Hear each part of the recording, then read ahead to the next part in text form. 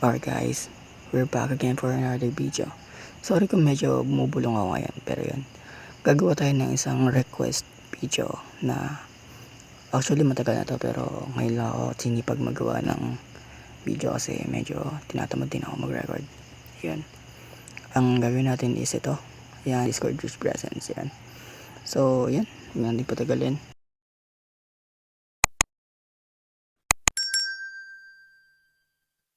So, ang unang gagawin, ayun nga pala, credits po sa developer ng package na gagamitin natin, yung Discord Selfbot, and yan, and then syempre credits na din sa akin kapag nagawa na to. Alright, yun, ang unang gagawin natin is you need to open some browser, and yun, kapag wala po kayong account dito sa Replit, you can sign up, and then kung meron naman sign in kayo. So ang gawin natin is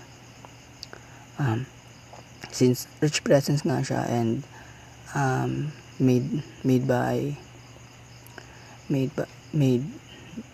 in mobile. So gagawin natin is mobile. Right game. So create a replit or new file, and then dito natin siya ilalagay sa Node.js. Yun, JavaScript po gagamitin. And then ipapangalan lang natin. Ayan, kaya na ba ang pangalan dito, mag-title dito, or yan, ang lagyan natin is Pogi Live. Yan. Alright, as you can see, nagawa na yan successfully. Congratulations, meron ka ng joke lang, wala pa. Alright, ang actually, ano pa siya, blanco talaga, blanco. Ang unang gagawin natin is mag-install man tayo ng packages. Syempre, yun yung unang ginagawa pagdating sa pag-i-install or paggagawa ng structure ng development. So yan, ito yung init. So ito yung package to for Discord, to requirements to ng Discord. So yan, pagkatapos ito na yung sinasabi ko sa inyo na gagamitin natin package para sa self-bot natin, Discord bot Rich Presence. Yan. So ang gagawin natin dito ay self-bot version, wait lang, kulang tayo ng version 13. Yan. Alright, then i-run nyo lang siya. Habang nag-install yan, pwede na kayo mag-code. So first of all, you need to identify i-require natin yung install natin. So yung unang natin install is Discord.js, diba? Alright, so constant short for const, and then object, blank muna natin siya, and then equal require. So sabi ko nga, diba, i-required muna natin yung install natin, Discord. Kung anong install nyo doon, yun din yung ilalagay nyo dito, kasi hindi mabasa yan ng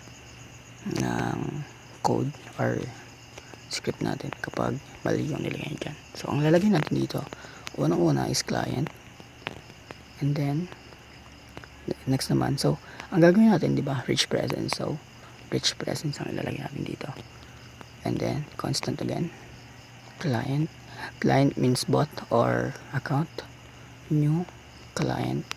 Ito yung client na yung big letter na client is variable siya doon sa directory. Ito kailangan din to, nire-require to doon sa requirements din to pagdating sa paggawa ng structure sa self-bot. So if false lang natin to. Alright, semicolon. Alright, tawagin natin yung client on. Ito, event ready. Kaya ako gumawa ng handle event, pero since ayoko patagalin yung video and gusto ko rin maikli lang para din sa mga ibang nanonood, para madali, and mga beginner, madali sila mga kasunod. So next is constant RPC equal. Yan. Ano na ako guys, isusunod-sunod ko na para susunod din natin kayo. So ako kasi hindi ko naman to abisado, pero parang pag sa sobrang tagal naman talaga nagaganito is parang gets mo na lang siya kung ano yung structure, kasi same lang naman lahat, pero iba lang yung magkakatalo lang dun sa syntax. Dito is set application ID. Yan maturo sa inyo lahat yan. Set type. Ito yung type is marami kasing type. Pwedeng streaming, lagyan natin lahat dito. And tandaan nyo lagi dito, laging big letter ang types. Watching, playing, listening, and lastly is competing. Yan, that's it. Then set set URL. Ito is itong URL is ano siya, tag dito, optional. If you choose streaming, you need to use URL. Pero kapag hindi ka naman naggamit ng streaming, kahit di ka naggamit ng URL, diba? Optional lang siya. Set. Ito pinakamahalaga to sa lahat. Ang isusunod din dito is dito nyo malalaman kung ano yung magdi-display doon. Kunyari sa akin yung sa baba yung parang status, details. Yan. Kunyari ang details natin is please subscribe. Yan natin na ganyan. That set name. Ito, set name, bahala na kayo dito. Kasi, ano lang siya, parang invisible lang siya. Set state. Ito yung nasa ibaba ng please subscribe. So, ang lagyan na natin dito, subscribe.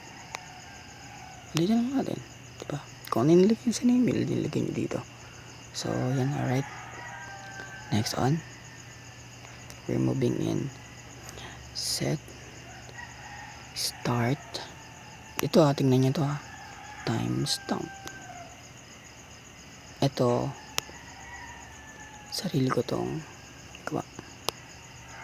Dati kasi kung makikita nyo sa mga ibang mga naka-rich presence or mga gumagamit na ibang rich presence na auto-code or yung mga naka-code na without code, like ganun, wala silang new date or start timestamp.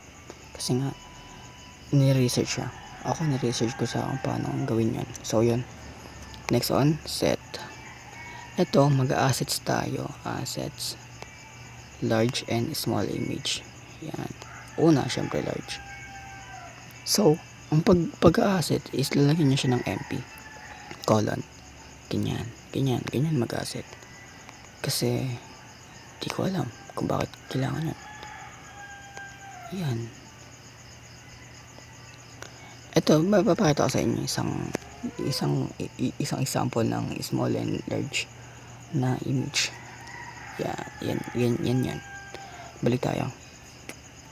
And then, lastly, ang last nyo naman is button. Ang button is hindi siya set. Add siya. Add button. Sa button, may dalawa doon. Una, yung name. And next one, URL. Tingnan dito ng semicolon, console.log. Kaya tayo nag-console.log dito kasi nasa ready event tayo. So need natin mag-console.log. Alright, next on. Tingnan dito. You are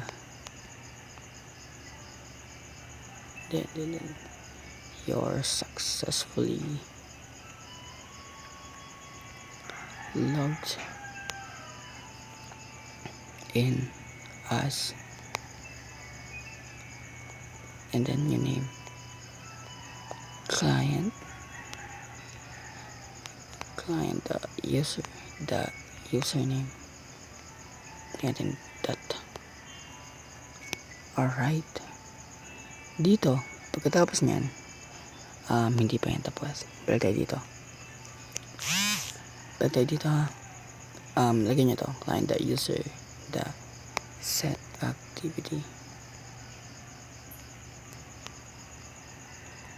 Ayan, sorry sa mga nalabas-labas. Yan, nagagalaw kasi yung charger.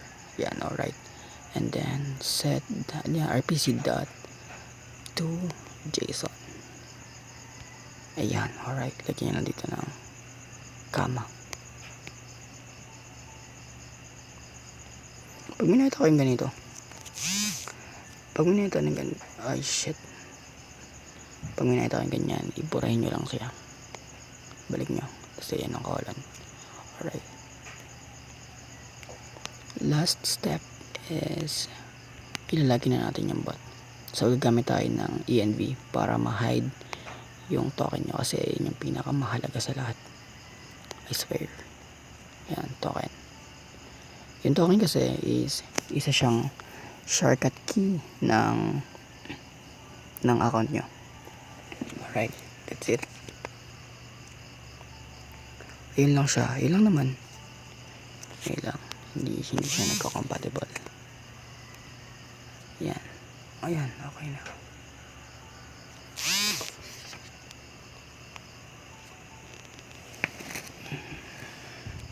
Alright. Ayan. Balikan ko kayo kung wala ako ng token. So ayun guys, nakakuha tayo ng token. So i-blur ko lang dito kasi sobrang mahalaga talaga ng token, and main account ko to. Alright, i-copy and paste lang dito.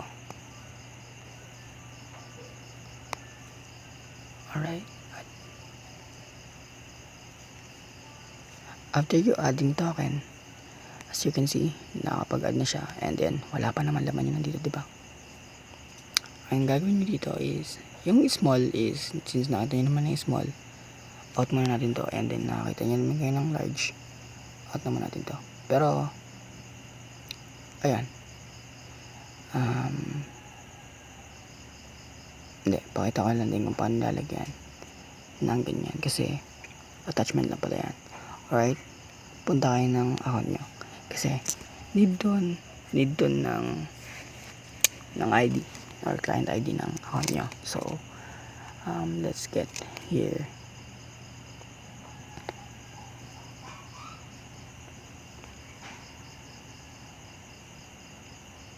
Alright, as you can see, wala akong streaming kasi nga yan, tinanggal natin.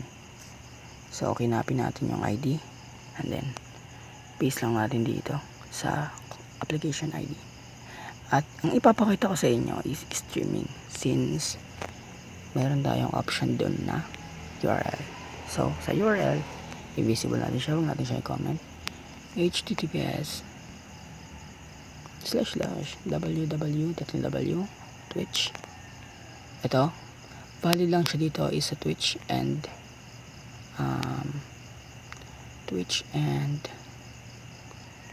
ano ba? YouTube Music, para YouTube video ganyan. And then blah blah blah blah. Okay. Bala na kayo doon. Alright. Sa button is YouTube. https. Lagyan na lang isang URL. youtube.com.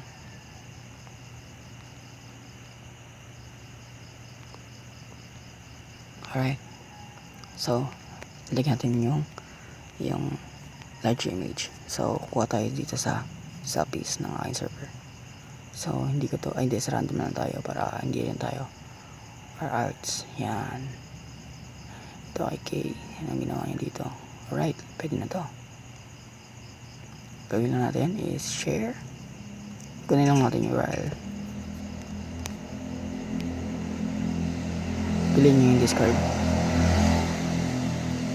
After that, waiting. Ito, kaya pinin natin yung Discord kasi may kakat tayo. Cut nyo lang to hanggang dun sa attachment, hanggang dun sa dulo ng A. And then, select all. And cut. Alright, kahit tanggalin nyo na to. And then, i-paste nyo dito. Alright, that's it. So, pwede natin run. Wait for installing. Checking if walang error. So, ready to go. Alright. So, you can see, wala tayong error na i-counter. So, isa lang yung pagkakaintindi dyan is maayos yung pagkaka-code natin. So, kung kayo masusundan nyo is wala rin kayo ma-encounter na error. So, yan. Check na natin kung gumana. Buksan nyo lang yung Discord nyo ulit. Scroll left. Swipe left. Yan. That's it. Gumana siya. See? You see? Alright. Thank you for watching. I hope you like it. And please like and subscribe. So, yun.